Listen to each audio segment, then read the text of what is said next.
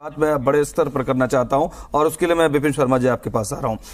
अरविंद केजरीवाल ने अभी हाल में ही कहा कि अति आत्मविश्वास नहीं होना चाहिए। हम अपने कार्यकर्ताओं को उन्हें संबोधित करते हुए कहा सबको कि हमें मतलब बिल्कुल अतिवादी नहीं हो जाना, ऐसा नहीं कर देना है कि हम अहंकार वाली स्थिति में आ जाए। ठीक बात है। प्रधानमंत्री नरेंद्र मोदी यहाँ तक कि योगी जी भी अब हरियाणा में आए तो यहाँ से एक फॉर्मूला आगे बढ़ रहा है महाराष्ट्र तक भी कि बटना नहीं है, बटेंगे अगर तो लोग महफिल सजाएंगे।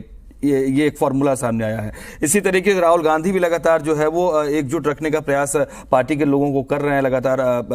तो मैं ये समझना चाह रहा हूं आपसे कि दिल्ली के परिप्रेक्ष्य में ये जो टॉप लीडर्स हैं, ये जो एक कन्वे अपने पार्टी को कर रहे हैं, पार्टी के बॉटम लाइन को बातें कर रहे हैं अलग अलग लाइनों के जरिए, क्या ये सच में ऐसी स्थिति है कि सभी के सामने मतलब एक बड़ी चुनौती आन पड़ी है अगर कहीं सत्ता में वापसी करना है, कहीं सत्ता में बने रहना है तो, और इसीलिए इस तरह की डिफेंस लाइंस बताई जा रही हैं?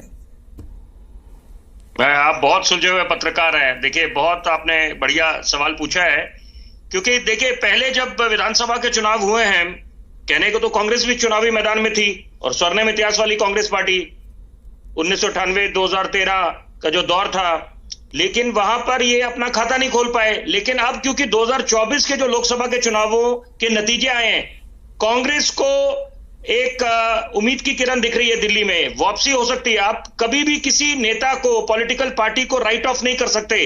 कब वो बाउंस बैक कर जाएं, ये समय बलवान होता है। ये कभी भी आप ये नहीं कह सकते कि ये हल्के में लेना सरासर गलत होगा किसी भी राजनीतिक दल को।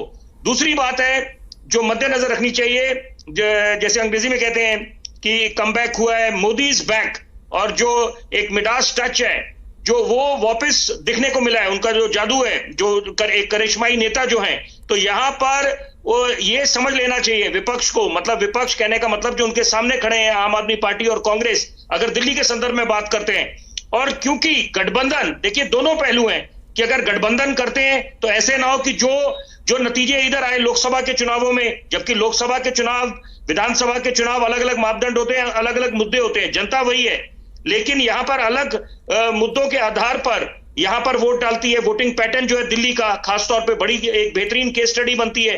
मैं एक उदाहरण देना चाहूंगा। देखिए जगमोहन साहब, स्वर्गीय जगमोहन साहब जब हारे थे अजय माकन जी से, स्वर्गीय शीला दीक्षित जी जब हारी थी गोल मार्केट की सीट से अरविंद केजरीवाल से, और वही बात अगर तुलना करें चौधरी प्रेम सिंह जब हारे थे अशोक कुमार से, आम आदमी पार्टी, ये जो तीनों नेता हैं, जगमोहन जी, शीला दीक्षित जी, चौधरी प्रेम सिंह, ये दिग्गज नेता थे।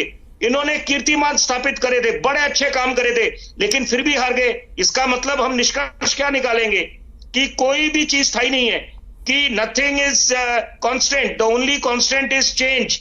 और यहां पर परिवर्तन ही संसार का नियम है। तो यहां पर आप जब भी उतार चढ़ाव चलता रहेगा, ये जो ग्राफ है, तो और ये नब समझनी चाहिए जनता की कि क्या जनता, जगमोहन साहब ने जो काम करा है उनको तो दुनिया याद करती है। वैष्णो देवी जो यात्रा बिल्कुल सुगम बढ़िया हो गई है, जो रास्ता बढ़िया बना है, लेकिन यहां पर कुछ मुद्दे रहे दिल्ली में जिसके कारण आक्रोशित थी जनता।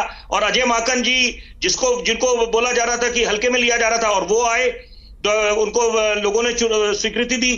तो यहां पर अभी इस समय देखिए मुद्दे बेशुमार है दिल्ली के सामने। कुछ अच्छे काम हुए निस्संदेह, लेकिन यहां पर अभी काफी कुछ होना बाकी है, लंबा सफर है। हम एक तरफ बात करते हैं पेरिस, सिंगापुर, झीलों का शहर बनाएंगे, थोड़ी बारिश हो जाती है, निकासी की जो समस्या है वो सामने दिखती है बिल्कुल यहाँ पर कि वाटर लॉगिंग। तो यहाँ पर मुझे लगता है कि यहाँ पर समझने की आवश्यकता है कैसे जनता की नब्ज को समझा जाए और जनता के मुद्दों का समस्याओं का समाधान निकाला जाए। ठीक बात है। विपिन जी आपके पास मैं आया और